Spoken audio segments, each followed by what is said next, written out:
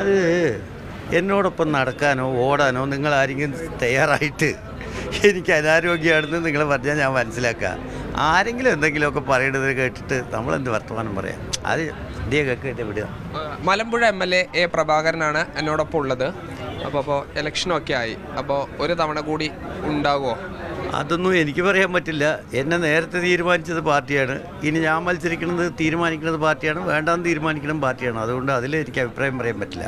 താങ്കൾക്ക് എന്തോ അനാരോഗ്യം ഉണ്ട്, അതുകൊണ്ട് ഒരുപക്ഷെ ഇത്തവണ ഉണ്ടാവില്ല എന്ന് അങ്ങനെയൊക്കെ കേൾക്കുന്നുണ്ട്. അത് എന്നോടൊപ്പം നടക്കാനോ ഓടാനോ നിങ്ങൾ ആരെങ്കിലും തയ്യാറായിട്ട് എനിക്ക് അനാരോഗ്യമാണെന്ന് നിങ്ങൾ പറഞ്ഞാൽ ഞാൻ മനസ്സിലാക്കുക. ആരെങ്കിലും എന്തെങ്കിലുമൊക്കെ പറയേണ്ടത് കേട്ടിട്ട് നമ്മളെന്ത് വർത്തമാനം പറയാം. അത് കേൾക്കിട്ട് വിടുക. ഒരു ആരോഗ്യ പ്രശ്നത്തിന്റെ പേരിൽ മത്സരിക്കാതിരിക്കാനുള്ള ഒരു സാഹചര്യമില്ല. എനിക്ക് അനാരോഗ്യം ആരാ തീരുമാനിക്കുന്നത്? ഡോക്ടർ പറഞ്ഞിട്ടുണ്ടോ നിങ്ങളോട്? എന്നോട് ആരെങ്കിലും ഓടി ഒപ്പം നടന്നിട്ടുണ്ടോ, നടക്കുകയോ ഓടുകയോ ചെയ്തിട്ടുണ്ടോ? വെറുതെ ആർക്കെങ്കിലും എന്തെങ്കിലും തോന്നിയത് പറയണത് കേട്ടിട്ട് നിങ്ങൾ എന്തിനാ പാലിച്ചു പോകണ്? ചിലവർക്കൊക്കെ മോഹം ഉണ്ടാകും. ആ മോഹത്തിൻ്റെ അടിസ്ഥാനത്തിൽ പറഞ്ഞു വരുത്തായിരിക്കും. അതായത് താങ്കൾ മാറണമെന്ന് ആഗ്രഹിക്കുന്ന അങ്ങനെ ആളുകളുണ്ടോ? ജനങ്ങൾ അങ്ങനെ പറയാനോ എൻ്റെ പാർട്ടിയിൽ ആളുണ്ടാവില്ല. ആർക്കെങ്കിലും നമ്മുടെ എതിരാളികൾക്ക് അങ്ങനെ ഉണ്ടാകും. അത് സാരില്ല, അവർ പറഞ്ഞോട്ടെ. കഴിഞ്ഞ പ്രാവശ്യം പറഞ്ഞിട്ടുണ്ടത്. ഈ മലമ്പുഴ മണ്ഡലത്തിൽ ആദ്യ തവണയാണ്. ആ ഒരു 5 വർഷം കൊണ്ട് എന്തൊക്കെ ചെയ്യാൻ കഴിഞ്ഞു?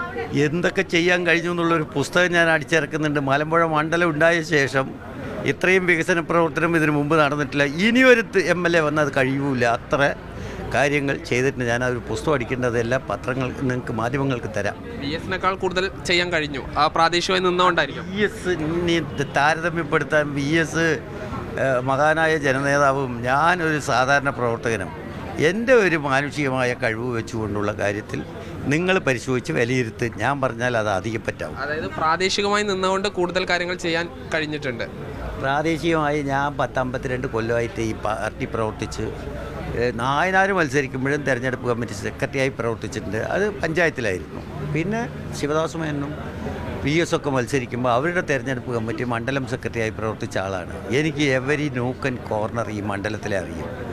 ഞാൻ കാൽനട പ്രചരണ ജാതിയും സൈക്കിളിൽ മൈക്ക് കെട്ടുന്ന കാലത്തും വായു കൊണ്ട് പ്രസംഗിച്ചും മുദ്രാവാക്യം വിളിച്ച് ഈ എല്ലാ സ്ഥലത്തും നടന്നതാണ്. എനിക്ക് ആ പ്രാദേശിക നേതാക്കന്മാരൊന്നും പരിചയപ്പെടുത്തി തരികയേ വേണ്ട, എനിക്ക് തന്നെ അറിയാം. അങ്ങനെയുള്ളൊരു മണ്ഡലത്തിൽ ഞാനൊരു ജനപ്രതിനിധിയാകുമ്പോൾ എന്നെക്കൊണ്ട് സാധ്യമായത് മുഴുവൻ ഞാൻ ചെയ്തു എന്ന് മാത്രമല്ല, ഇനി ആരെന്ത് പറഞ്ഞാലും ഞാൻ പ്രവർത്തിക്കുക, വികസനം നടപ്പാക്കുക എന്നത് എൻ്റെ ഒരു ബാധ്യതയായി കണക്കാക്കിക്കൊണ്ട് ഈ മലമ്പുഴ മണ്ഡലത്തെ ഒന്നാമതെത്തിക്കും ഞാൻ. ഇപ്പോൾ BJP അവരുടെ A ക്ലാസ് മണ്ഡലമായിട്ടാണ് ഈ മലമ്പുഴയെ കാണുന്നത്. അവർക്ക് ഏത് വലിയ BJP നേതാവ് വന്നാലും മലമ്പുഴയിൽ ഒരു ചലനം ഉണ്ടാക്കാൻ കഴിയില്ല എന്ന് തന്നെയാണോ? എന്താ സംശയം നിങ്ങൾക്ക്? ട്രഡീഷണലായി കമ്മ്യൂണിസ്റ്റ് പാർട്ടിയുടെ ഇടതുപക്ഷത്തിൻ്റെ ഒരു മണ്ഡലമല്ലത്. ജനങ്ങളൊക്കെ ഈ ഇടതുപക്ഷത്തെ എന്താ പറയുക, നെഞ്ചിൽ കൊത്തിവെച്ച ചിഹ്നമാണ് ചുറ്റികരുവാൾ നക്ഷത്രം. അതിലൊന്നും ഒരു പോറലേൽപ്പിക്കാൻ ആർക്കും കഴിയില്ല. അവർ മത്സരിക്കേണ്ടെന്നും, ജനാധിപത്യമല്ലേ, മത്സരിക്കട്ടെ, എന്നിട്ട് അവർ ജയിച്ച് കാണിക്കട്ടെ, അതല്ലേ വേണ്ടത്. അപ്പോൾ ഈ പാർട്ടിക്ക് ഏറ്റവും കൂടുതൽ സ്വാധീനമുള്ള മണ്ഡലം, ഇന്ന് വരെ ഈ മണ്ഡലം ഉണ്ടായ ശേഷം മറ്റാരും ജയിച്ചിട്ടില്ലല്ലോ. വാർത്തമാർ പലവരും പറഞ്ഞോട്ടെ. അവരുടെ ആഗ്രഹം പ്രകടിപ്പിക്കുന്നതിന് നമ്മളെന്തിനെതിരെ നിൽക്കുന്നത്? ഒരുപാട് വലിയ നേതാക്കൾ മത്സരിച്ച് വിജയിച്ച സ്ഥലത്ത് ഇപ്പോൾ മത്സരിച്ച് വിജയിക്കാനുള്ളൊരു ഭാഗ്യം കിട്ടി അല്ലേ? അതൊരു ഭാഗ്യം തന്നെയാണ്. അതിനൊരു അംഗീകാരം എനിക്ക് എല്ലാവിടെയും ഉണ്ട്. ഞാൻ ഇപ്പോൾ ഒരു ഉദാഹരണം പറഞ്ഞുതരാം. VS-ൻ്റെ കാലത്ത് നടക്കാത്തൊരു പ്രവൃത്തിക്ക് ഒരു 10 കോടി ഉറുപ്പിക വെച്ചിരുന്നു. അപ്പോൾ ഞാൻ പറഞ്ഞു, നിങ്ങളിതിൻ്റെ പോസിബിലിറ്റിയോ കാണാതെ നിങ്ങൾ എന്തിനാണ് അത് ഫണ്ട് അനുവദിച്ച് ചോദിച്ചപ്പോൾ എനിക്ക് വളരെ വിചിത്രമായ മറുപടിയാണ് ആ ധനകാര്യ വകുപ്പ് സെക്രട്ടറിൻ്റെ കിട്ടിയത്. എന്താ പറഞ്ഞറിയോ? നിങ്ങളല്ലല്ലോ VS ഒരു കാര്യം എഴുതാതെ ഞങ്ങളത് നടക്കുമോ നടക്കില്ലയോ എന്നൊന്നും നോക്കാറില്ല, എഴുതിയായിട്ട് കൊടുക്കും. പക്ഷേ അതും എനിക്കൊരു ഗുണമായി. ആ സംഖ്യ പോലും മറ്റ് വികസന പ്രവർത്തനങ്ങൾക്ക് ഉപയോഗിക്കാൻ ഇതായി എന്നുള്ളതാണ് വസ്തുത. എന്തായാലും പ്രഭാകരനാണ് നമ്മളുമായി സംസാരിച്ചത്. അദ്ദേഹം ഇത്തവണയും മലമ്പുഴയിൽ LDF-ൻ്റെ സ്ഥാനാർത്ഥിയാകുമോ എന്നുള്ളതാണ് ഇനി അറിയേണ്ടത്.